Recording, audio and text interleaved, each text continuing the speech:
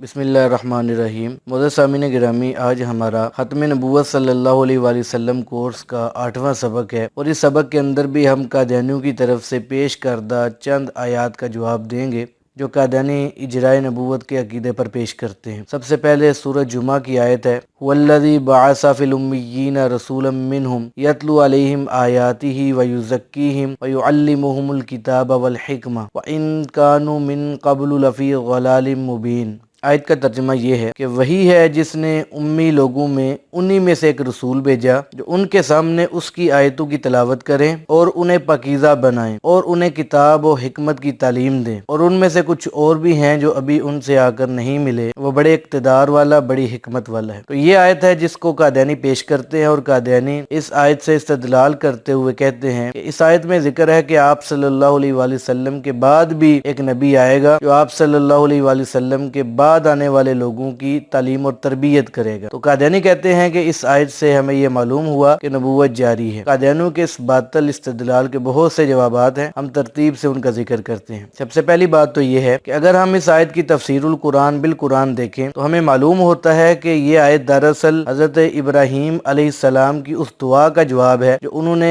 आप सल्लल्लाहु अलैहि वसल्लम के बारे में मांगी थी, जिसका जिक्र भी कुरान पाक में है। हजरत इब्राहीम अलैहिस्सलाम ने अल्लाह ताला से दुआ की थी, रब्बना वबअस फीहिम रसूलन मिनहुम यतलू अलैहिम आयातिका व युअल्लिमुहुमुल किताब वल हिकमत व युज़क्कीहिम। ऐ परवरदिगार, उनमें से ऐसा रसूल भी भेजना जो उन्हीं में से हो, जो उनके सामने तेरी आयतों की तिलावत करे और उन्हें किताब और हिकमत की तालीम दे और उन्हें पाकीज़ा बनाए। तो हमारी ज़ेर बहस आयत में अल्लाह ताला फरमा रहे हैं, हुवल्लज़ी बअसा फ़िल उम्मिय्यीना रसूलन मिनहुम यतलू अलैहिम आयातिही व युज़क्कीहिम व युअल्लिमुहुमुल किताब वल हिकमा व इन कानू मिन क़ब्लु लफ़ी ज़लालिम मुबीन व आख़रीन मिनहुम लम्मा यल्हक़ू बिहिम व हुवल अज़ीज़ुल हकीम। हज़रत इब्राहीम अलैहिस्सलाम दुआ फरमा रहे हैं कि या अल्लाह, इनमें से ऐसा रसूल भेज जो उन्हीं में से हो, उन पे तेरी आयतों की तिलावत करे, उन्हें किताब व हिकमत की तालीम दे, उनको पाकीज़ा बनाए। तो हमारी ज़ेर बहस आयत में भी अल्लाह ताला उसी का जिक्र फरमा रहे हैं कि वो अल्लाह ही है जिसने उनमें से रसूल भेजा जो उनके सामने आयतों की तिलावत करता है, उन्हें किताब व हिकमत की तालीम देता है, उनको पाकीज़ा बनाता है। और सिर्फ यही नहीं फरमाया बल्कि साथ ये भी फरमाया कि ये वो रसूल है जो अपने सामने बैठने वालों के दिलों को भी पाकीज़ा बनाता है, उनको भी किताब व हिकमत की तालीम देता है, और जो उनके बाद आएंगे उनके लिए भी रसूल आप सल्लल्लाहु अलैहि वसल्लम ही होंगे। जैसा कि एक और मकाम के ऊपर अल्लाह ताला ने फरमाया, या अय्युहन्नासु इन्नी रसूलुल्लाहि इलैकुम जमीया, तमाम के तमाम इंसानों जो क़यामत तक आएंगे तो मोहम्मद सल्लल्लाहु अलैहि वसल्लम को तुम सब की तरफ रसूल बनाकर भेजा गया है। इस आयत से हमें पता चला कि सहाबा किराम के लिए भी आप सल्लल्लाहु अलैहि वसल्लम ही नबी थे और क़यामत तक जितने भी इंसान आएंगे उन सब के नबी आप सल्लल्लाहु अलैहि वसल्लम ही होंगे। और कुरान मजीद चूंकि क़यामत तक आने वाले इंसानों के लिए मंबा हदायत है, तो जिस तरीके से आप सल्लल्लाहु अलैहि वसल्लम ने सहाबा की तालीम और तरबियत फरमाई थी और उनके सामने कुरान मजीद की आयात पेश फरमाई थी, इसी तरीके से क़यामत तक आने वाले लोग कुरान मजीद से हदायत लेते रहेंगे, कुरान मजीद के जरिए तज़किया करते रहेंगे, कुरान मजीद के जरिए अपने आप को पाक करते रहेंगे। तो गोया के जैसे सहाबा कराम की तालीम और तरबियत कुरान मजीद के जरिए आप सल्लल्लाहु अलैहि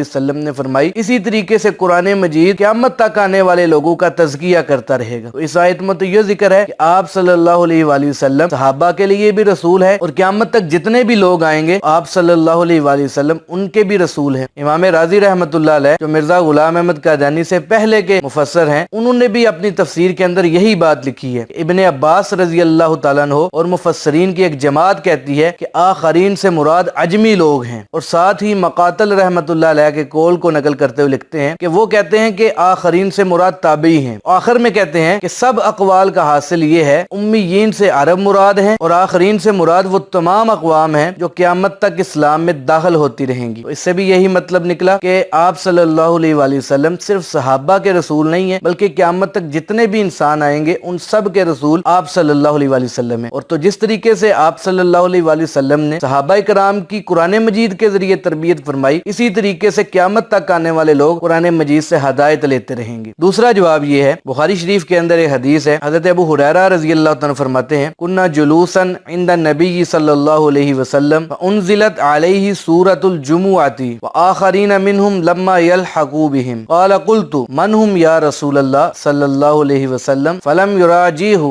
हत्ता सअला सलासन व फीना सलमानुल फारिसी व वज़ा रसूलुल्लाह सल्लल्लाहु अलैहि वसल्लम यदहु अला सलमान सुम्मा क़ाल लौ कानल ईमानु इंद सुरैया लनालहु रिजालुन औ रजुलुन मिन हाउलाई। हज़रत अबू हुरैरा रज़ी अल्लाह तआला फरमाते हैं कि हम हजूर सल्लल्लाहु अलैहि वसल्लम की खिदमत में तशरीफ फरमा थे कि आप सल्लल्लाहु अलैहि वसल्लम पर सूरत जुमा नाज़िल हुई। व आखरीन मिनहुम लम्मा यल्हक़ू बिहिम, तो हमने आप सल्लल्लाहु अलैहि वसल्लम से आखरीन के मुतल्लिक सवाल किया कि ये कौन है। तो आप सल्लल्लाहु अलैहि वसल्लम ने बार बार सवाल पूछने पर भी खामोशी इख्तियार फरमाई। फिर आप सल्लल्लाहु अलैहि वसल्लम ने हजरत सलमान फारसी रजी अल्लाह तआला पर हाथ रखा और फरमाया कि अगर ईमान सुरैया पर भी चला जाए तो ये लोग उसको पा लेंगे। इस रिवायत का खुलासा ये है कि अहले फारस में से एक जमात होगी जो कि इस्लाम की तकवीयत का बायस बनेगी। तो इस हदीस के मिस्दाक अहले फारस में से बड़े बड़े मुफस्सरीन, मुहद्दिसीन, फुक़हा, उलमा, औलिया गुजरे हैं जो कि इस्लाम की तकवीयत का बायस बने। तो इस हदीस ने हमें यह भी बता दिया कि आप सल्लल्लाहु अलैहि वसल्लम न सिर्फ सहाबा किराम के नबी हैं बल्कि सहाबा के बाद जो लोग आएंगे उनके नबी भी आप सल्लल्लाहु अलैहि वसल्लम ही हैं। आप सल्लल्लाहु अलैहि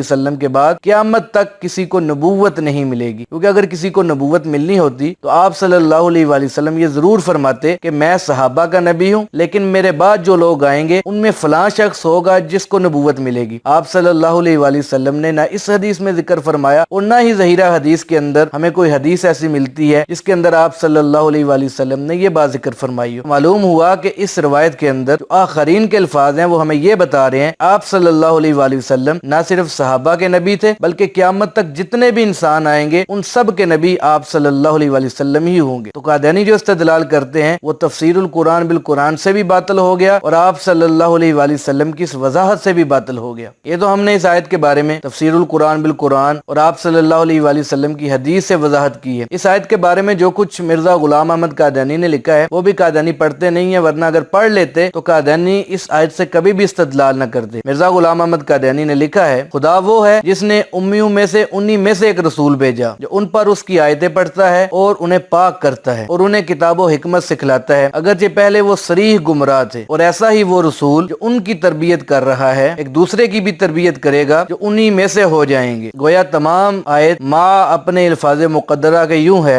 वल्लज़ी बअसा फिल उम्मिय्यीना रसूलन मिनहुम यतलू अलैहिम आयातिही व युज़क्कीहिम व युअल्लिमुहुमुल किताब वल हिकमा व इन कानू मिन क़ब्लु लफ़ी ज़लालिम मुबीन व आखरीन मिनहुम लम्मा यल्हक़ू बिहिम। यानी हमारे खालस और कामल बंदे वजूद सहाबा किराम के और भी हैं जिनका ग्रोह कसीर आखिरी जमाना में पैदा होगा। और जैसे नबी करीम सल्लल्लाहु अलैहि वसल्लम ने सहाबा की तरबियत फरमाई उसी तरह आ हजरत सल्लल्लाहु अलैहि वसल्लम उस ग्रोह की भी बातनी तौर पर तरबियत फरमाएंगे। तो मिर्जा गुलाम अहमद कादियानी की इस तहरीर से हमें चंद बातें मालूम होती हैं। पहली बात तो ये मालूम होती है कि आखिरी ज़माने में एक ग्रोह कसीर पैदा होगा जिसकी तरबियत आप सल्लल्लाहु अलैहि वसल्लम फरमाएंगे। वो ग्रोह खालिस और कामल बंदों पर मुश्तमिल होगा। तो मिर्जा गुलाम अहमद कादियानी की इस तहरीर के मुताबिक जो आखिरी ज़माने में ग्रोह कसीर पैदा होगा जो कामल और खालिस बंदे होंगे उनकी तरबियत भी आप सल्लल्लाहु अलैहि वसल्लम ही फरमाएंगे। मिर्जा गुलाम अहमद कादियानी की इस तहरीर से हमें पता चलता है आखरीन की तरबियत भी आप सल्लल्लाहु अलैहि वसल्लम ही फरमाएंगे, ना कि कोई ऐसा बंदा जो कादियान में पैदा और खुद को नबी और रसूल कहे वो तरबियत करे, ऐसी बात नहीं है। बल्कि मिर्जा कादियानी भी यही बात कह रहे हैं कि आखरीन की तरबियत भी आप सल्लल्लाहु अलैहि वसल्लम ही फरमाएंगे। तो हमारी सारी गुफ्तगू का खुलासा ये है कि इस आयत के अंदर जो आखरीन के अल्फाज हैं उससे ये कतन भी साबित नहीं होता कि आप सल्लल्लाहु अलैहि वसल्लम के बाद जो ग्रोह पैदा होगा उस ग्रोह के लिए अल्लाह ताला अलग से किसी और को नबूवत देंगे। बल्कि जिस तरह आप सल्लल्लाहु अलैहि वसल्लम सहाबा किराम के लिए नबी थे इसी तरीके से क़यामत तक आने वाले तमाम इंसानों के नबी आप सल्लल्लाहु अलैहि वसल्लम ही हैं। और जिस तरह कुरान पाक सहाबा किराम के लिए हदायत का जरिया था इसी तरह क़यामत तक जितने भी इंसान आएंगे वो कुरान मजीद से ही हदायत को हासिल करेंगे। कादियानी कुरान मजीद की दो और आयात को पेश करते हैं और उनसे इस्तदलाल करते हुए कहते हैं कि इन आयात के मुताबिक आप सल्लल्लाहु अलैहि वसल्लम के बाद अल्लाह किसी को नबूवत अता फरमाएंगे। पहले दोनों आयात देख लेते हैं, उनका तर्जुमा देखते हैं और फिर कादियानियों के बातिल इस्तदलाल का इल्मी तौर पर रद्द करते हैं। पहली आयत है वइज़ अख़ज़ल्लाहु मीसाकन नबिय्यीन लमा आतैतुकुम मिन किताबिन व हिकमा सुम्मा जाअकुम रसूलुम मुसद्दिक़ुल लिमा मअकुम लतुमिनुन्न बिही व लतंसुरुन्ना क़ाल अक़ररतुम व अख़ज़्तुम अला ज़ालिकुम इसरी क़ालू अक़ररना क़ाल फशहदू व अना मअकुम मिनश शाहिदीन। इस आयत के अंदर उस मिसाक का जिक्र है जो आलम अरवाह के अंदर अल्लाह ताला ने तमाम अंबिया किराम अलैहिमुस्सलाम से लिया था कि अगर उनकी जिंदगी में आप सल्लल्लाहु अलैहि वसल्लम तशरीफ تشریف لے آئیں تو وہ اپنی نبوت کی تبلیغ چھوڑ کر حضور صلی اللہ علیہ وآلہ وسلم کی پیروی کریں گے اور آپ صلی اللہ علیہ وآلہ وسلم کی نبوت کی تبلیغ میں آپ صلی اللہ علیہ وآلہ وسلم کی مدد بھی فرمائیں گے۔ دوسری آیت ہے وَإِذْ أَخَذْنَا مِنَ النَّبِيِّينَ مِيثَاقَهُم مِّنْكَ وَمِن نُوحٍ وَمُوسَىٰ وَعِيسَىٰ ابْنِ مریم کہ اللہ تعالیٰ نے آپ صلی اللہ علیہ وآلہ وسلم، نوح علیہ السلام، موسیٰ علیہ السلام، عیسیٰ علیہ السلام سے بھی عہد لیا تھا۔ قادیانی ان دونوں آیات کو آپس میں گڑ مٹ کرتے ہوئے یہ باطل استدلال کرتے ہیں کہ اللہ تعالیٰ نے